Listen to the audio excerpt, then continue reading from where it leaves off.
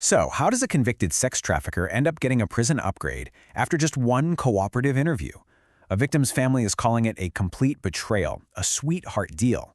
Today, we're unpacking the whole shocking story behind Ghislaine Maxwell's controversial move. But first, you know what to do. Hit that subscribe button so you never miss one of these explainers. Okay, let's get right into it.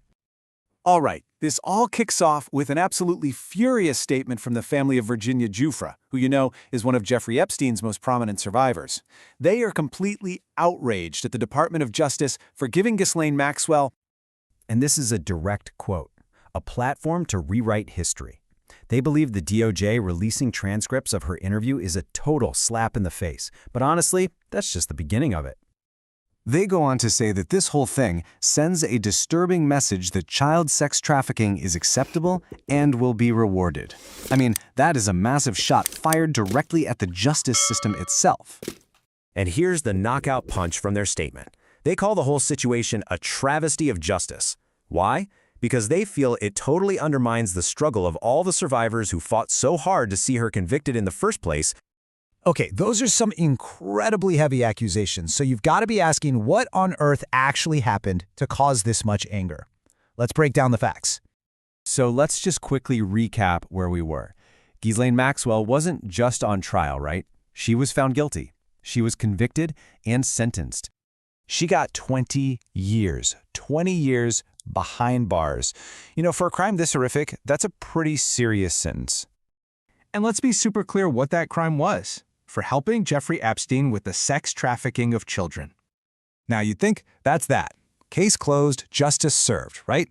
Well, not so fast. Because while all that was happening on the surface, something else was going down behind the scenes that would change the whole picture. So here's how it played out. Step 1, Maxwell gives this so-called cooperative interview. Step 2, the DOJ releases the interview transcripts to the public. And then, Step 3, as a result of her cooperation, she gets moved. And she wasn't moved to another high-security prison. Oh no. She was transferred to a minimum security prison camp. A camp. Yeah. And this move right here is what the family is calling a sweetheart deal. Which brings us right back to the family's main point about Maxwell rewriting history. They're looking at the crime she was convicted of, and then looking at this reward, and nothing adds up. I mean, just look at it side by side. On one hand, you have one of the most serious crimes imaginable, with a 20-year sentence.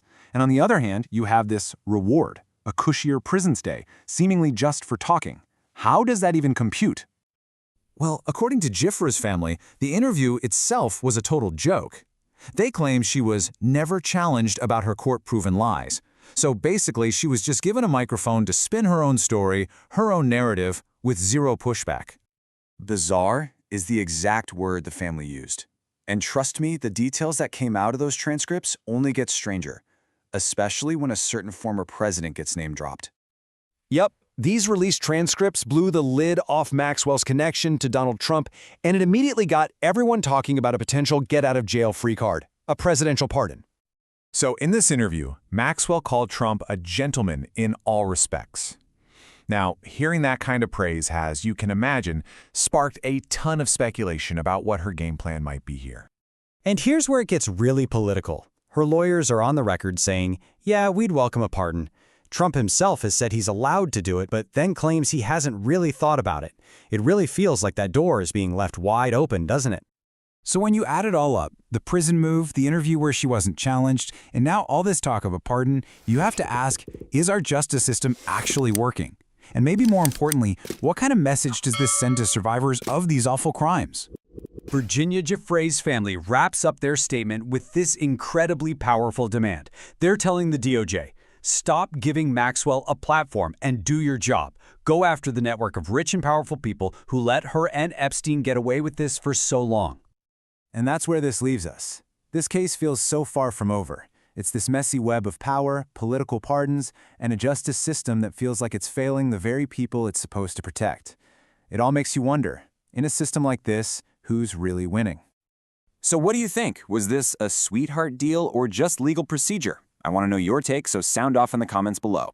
And hey, if you got some value from this breakdown, smash that like button and subscribe for more. Thanks for watching.